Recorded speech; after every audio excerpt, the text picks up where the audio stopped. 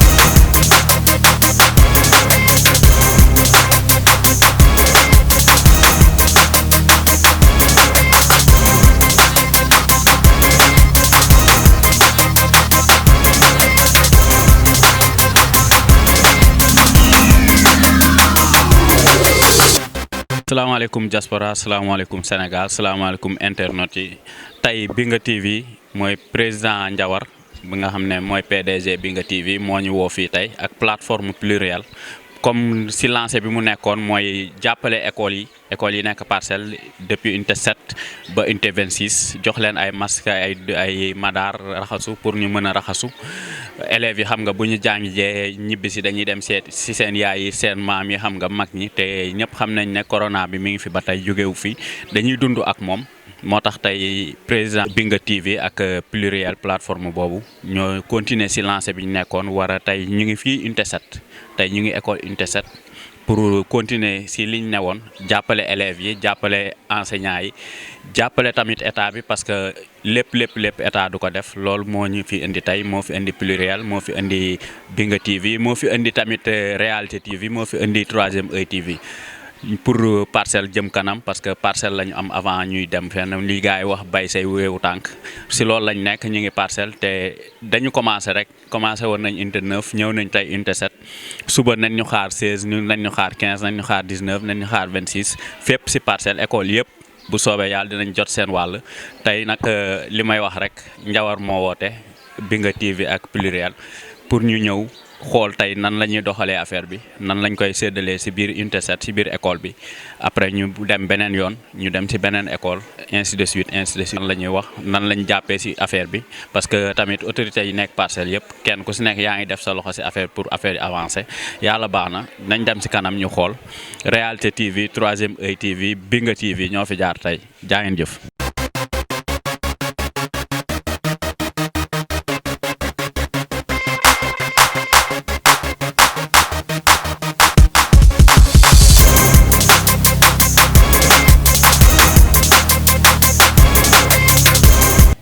Donc, je m'appelle Ndeye Yacine Gueye. Je m'appelle Ndeye Yacine Gueye. Je suis la directrice de l'école PH de l'unité 7 des Parcelles Assainies. Voilà. Donc, nous vous remercions d'avoir fait ce geste qui est d'une grande portée dans la mesure où les élèves en auront besoin pour être accompagnés dans le processus d'apprentissage qui intervient dans un contexte exceptionnel que vous savez bien, à savoir la Covid-19. Voilà. Donc, ce don de masques, d'eau de javel et de savon sera utilisé à bon escient. Et je crois que les élèves seront heureux d'être informés de ce don-là. Nous vous remercions. C'est un geste très salutaire. Qui vient au bon moment. Nous en avons besoin pour accompagner les élèves dans le processus d'apprentissage. La prise en charge des élèves. Vous savez que nous sommes dans un quartier où la majorité est issue de familles démunies. Les élèves parfois viennent en retard parce qu'ils ont du mal à prendre le petit déjeuner avant de venir à l'école. Parfois aussi, les repas, on les prend tardivement l'après-midi, à tel point que les élèves arrivent souvent en retard les après-midi. Mais dans ce contexte actuel, on fait la journée continue. Donc le retard, c'est surtout dans la matinée. Si les élèves avaient la possibilité de prendre le petit déjeuner à l'école, bon, cela nous épargnerait certains retards. Voilà, on a aussi un problème, le problème des toilettes. Vous voyez, on n'a que 2 blocs sanitaires partagés entre les enseignants et les élèves. L'idéal serait d'avoir un bloc pour les enseignants et un bloc pour les élèves. Et aussi, il y a le logement du gardien, le gardien avec sa famille qui utilise les mêmes toilettes que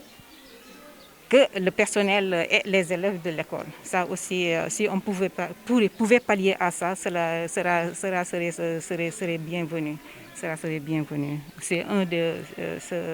des problèmes, des problèmes de l'école. Sur le plan pédagogique?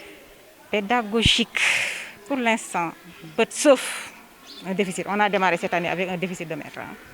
On a un déficit de 3 mètres.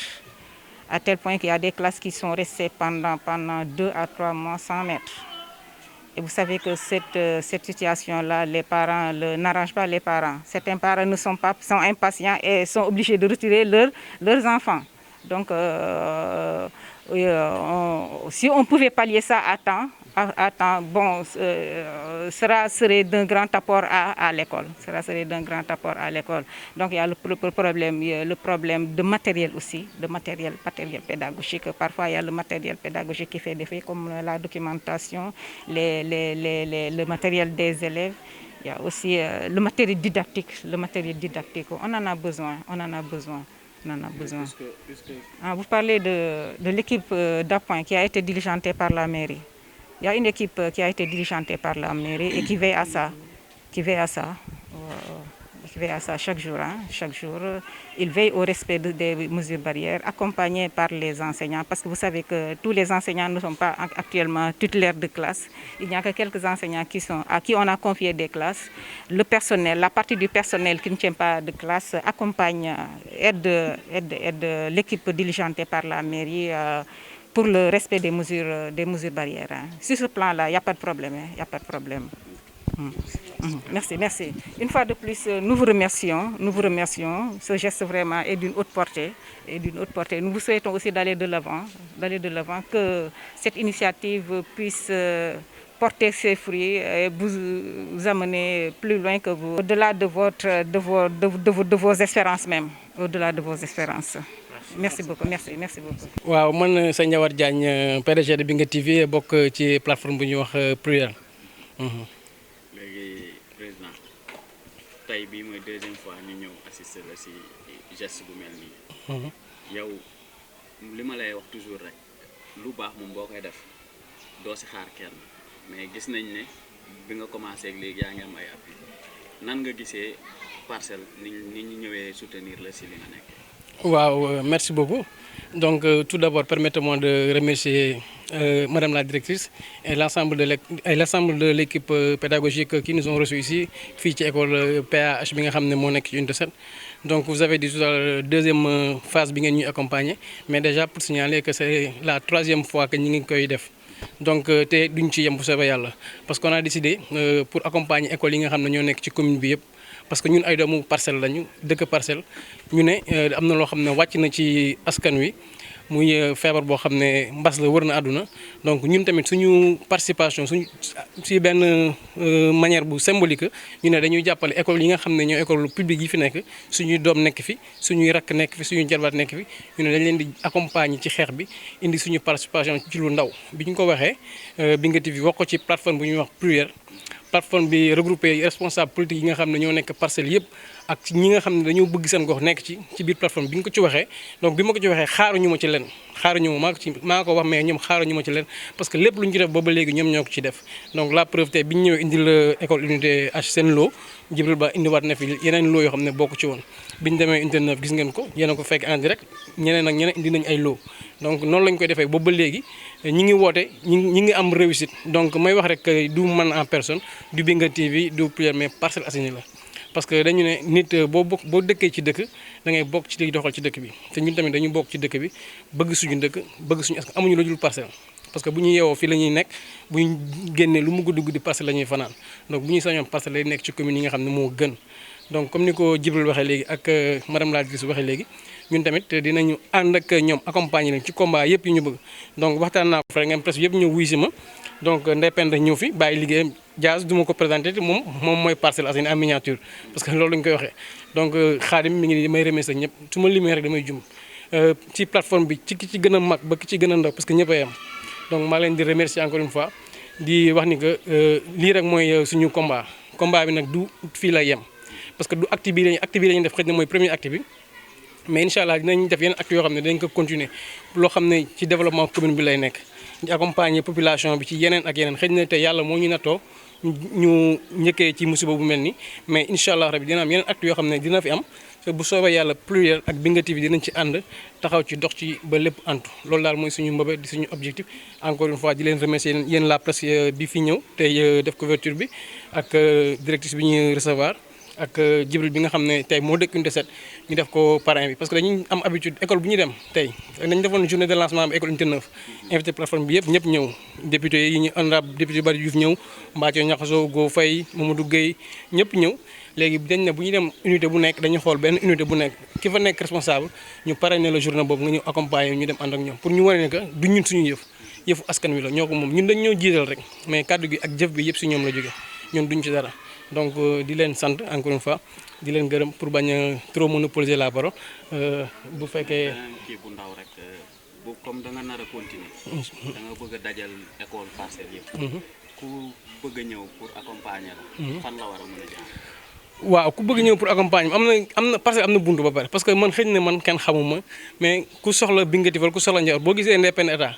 moom xëy na siiw na Diaz xëy na xam nañ ko parce que man tey damay jékki-jékki damay toog fi ma toog Diaz daf may wala Ndeye Penda ma diw lii donc ku leen accompagner wala ku ñëw ci plateforme pluriel loo ci mënti wax ak loo ci mënti bu soobee yàlla askan bi dinañ ci jot donc man maay l'administrateur du groupe pluriel di PDG bu Binga TV maa jiite mais motalu ma yëpp parce que des fois tamit ak suñu structure xam ngeen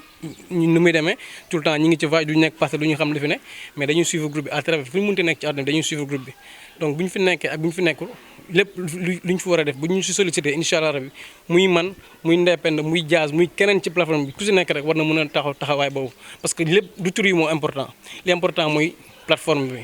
ak Binga TV te loolu équipe la donc du ñëwaat sama jëmm ji moo am solo parce que xëy na man jëmm bu ndaw laa bu tuuti laa matuma dara mais ñi nga xam ne ñoo ànd ak moom moo am solo donc bu ñuy lim sax du ma bëgg ñuy wax di jiital sama tur parce que man dañoo jiital rek mais ñoom ñooy def lépp donc ku ci am loo xam ne da nga ko bëgg a jàppale plateforme bi suñu plateforme moom siiw na Dakar lay wax parce que am na responsable politique yoo xam ne nekkuñu sax Parcelles te ñu ngi ci plateforme dañ koy suivre ay députés yoo xam ne nekkuñu ci commune bi dañ koy suivre ay maires yoo xam ne nekkuñu ci commune te dañuy suivre plateforme donc loo kii lii yematul Parcelles kese xëy na bi ñu koy ubbi suñu parcelle la woon ñu jàppee ko ndaw mais léegi dem na ëpp ñu doole donc moo tax dañuy ñaan loolu ñu fa nekkee mébét yooyu ñu fa am yàlla na ko yàlla saxal ñu ànd ci jàmm parce que ñu fa nekk ñëpp bokkuñu entité politique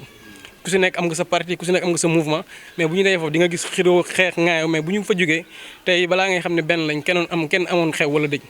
doo xam ndax ay mbokkam ñu ngi fi ñoom rek ngay gis donc loolu mooy solo si bu élection jotee nag ku nekk am nga sa droit dem ànd ak ki nga àndal ci jàmm ak salaam nga dem votal ko ki yàlla may ndam yàlla may ko ndam parce que yàlla kese mooy ndam mais ñu wane que la politique mën nañu ko def autrement du xeex du xuloo du xiiroo du ŋaayoo loolu daal moo doon suñu initiative di suñu mbëbët di ñaan yàlla aussi moom mi nga xam ne moom kese moom mën mu jàppale ñu si accompagne ba lépp lu ñu ci am mbëbët yi ñu ci am yëpp moom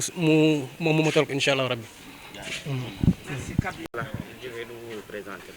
Bon, je m'appelle Djibril Ba, j'habite ici à l'unité 7, je suis parcellois de cœur, je suis responsable politique aussi. Je suis le président de la commission infrastructure, équipement et transport de la convergence des cadres républicains de l'Alliance pour la République. Je suis par ailleurs aussi rapporteur général de l'école du parti de l'Alliance pour la République. si pluriel ak Binga TV tànn bi ñu la tànn def la parrain bi. waaw xanaa di ci kontaan di ci bëgg di jaajëfal Njawar di jaajëfal Pluriel ñu tànn ma man mi nga xam ne doomu parcelle la parcellois de cœur la dama koy wax sànq ndey pend état ñun luyaas boolewuñu ak parcelle bu ñu ñëw parcelle fii ñu ngi koy rëdd ñu bëri des fois boo leen laajee lan mooy case ba bu njëkk ba case ba nga doon ñëw ñu indi booleel ak benn surveillant mu indiqué la sa kër fan la nekk pour nga wut ko xam parce que dañu lay won plan yi nga ñëw di wax ne sànq rek xale yu bëri boo leen laajee lan mooy Ndingala duñu la wax Ndingala c'est derrière la case il y avait une montagne qui était là c'est pour vous dire que man parcellois de cœur la parcelle moo ma saf parcelle laa safo donc dire que tey événement bii bu ñu indi fii mu nekk lu am solo contribution bu Pluriel def ci mbas bi may doon wax sànq vraiment taxawaay bi nga xam ne président de la république muy suñu leaderu parti l'Alliance pour la république taxawaay bu mu taxawaay bu mucc ayib la ñu ngi koy jaajëfal bu baax a baax suñu gisee ñu mel ne Pluriel di contribuer di jàppale nguur gi ci lu mel ni du ñu def du ko rafetlu lii acte citoyen bu rëy la parce que benn mag bu baax dama ko doon wax sànq Thierno tout à l'heure benn mag bu baax da doon wax ne loo gis muy dund ci àdduna am na ñu koy dundal am na ñu ciy dund am na ñoo xam ne dunduñu ci dundaluñ ko dañ cee teg mu ne ngalawaay bokkal ci ñuy dundal mbit te yeneen fa sama dafay wax parce que ñun ñëpp ay tamit am na fu ngeen gëm fu ñu wéeru day ne ku gën ci nit ñi mooy ko ëpp lu mu leen di jëriñ ko gën a léew lu mu leen doon kon acte bii bu ñu def tey dañuy jàpp ne comme acte jaamu yàlla la parce que tamit yool da nga ko ciy am ku def geste par rapport ak say proche yàlla daf la koy parce que lu yàlla sàkk nit yëpp nit la ci gën a fokk mu ne la xat karam naa bani aadama kon di daanelee di wax rek directrice lu mu wax dégg nañ ko jafe-jafe yu nga xam ne école bi am na ko ci wàllu toilette yu xat ci wàllu matériel pédagogique ñun tey jël nañu fi engagement solennel pour participer xool lu ñu saafaree jafe-jafe yooyu luñ ci mën dinañ ko ci def parce que nit ki tamit comme nu ma koy wax man je suis un pur produit de l'école publique di fàttali sànq rek bu njëkk école publique moo amoon élite ñu mag yi ci école publique lañ doon génne boo demee ba amuloo niveau dañuy woo sa papa ne jëlal sa doom nga yóbbu ko ci école privée mais léegi mbir mi nag dafa retourné kon ñun am nañu bor bi ñu amal école publique kon jël nañ tey engagement tey participer suñu kéemtalaay kattan te tamit suñu xarit yu ñu am ñu nekk ci nguur gi parce que tamit président moo nekk fii kon lu ñu defal fii tey suñu régime lañ koy defaree parce que tamit politique image la maa ngi koy wax sànq ci plan Sénégal émergent le bien-être des populations est au cœur des préoccupations ci président de la République ma koy wax sànq ci axe 2 bu ñuy wax axe stratégique plan Sénégal émergent développement capital humain par l'amélioration des conditions de vie c'est-à-dire nekkinu askan bi nekk na loo xam ne dafa yitteel njiitu réew mi kon ñu ngi sant yàlla tamit bu ñu amee njiit boo xam ne day déglu askanam parce que tey mbas bi seet nañu ne bett na lu bette la am na ay dëkk yoo xam ne ñoo ñu ëpp koom ci wàllu koom ëpp ñu doole mbas bi lottal na leen kon tey ñun su fekkee dañu am ay dëkk boo xam ne sur la voie de l'émergence suñu loxo jotul suñu ginnaaw lii daal suñu kaw nekk na lu metti kon di rafetlu jàppale bi nga xam ne président jàppale na ko askan bi di 554 communes yu nekk Sénégal yëpp bu ne yóbbu nañu fa ndimbal di rafetlu encore binga lu mu def nii wut ay matériel ñëw indi ko c'est un acte citoyen boo xam ne acte bu noble acte bu ñuy saluer la kon loolu laa amoon di wax di leen jaajëfal bu baax a baax di feddali encore sama mbégte sama kontaante di feddali encore sama jaajëf ci Binga TV ak Pluriel di wax ne ñun amuñu lu dul parcelle dañuy saf parcelle dañuy safoo jërëjëf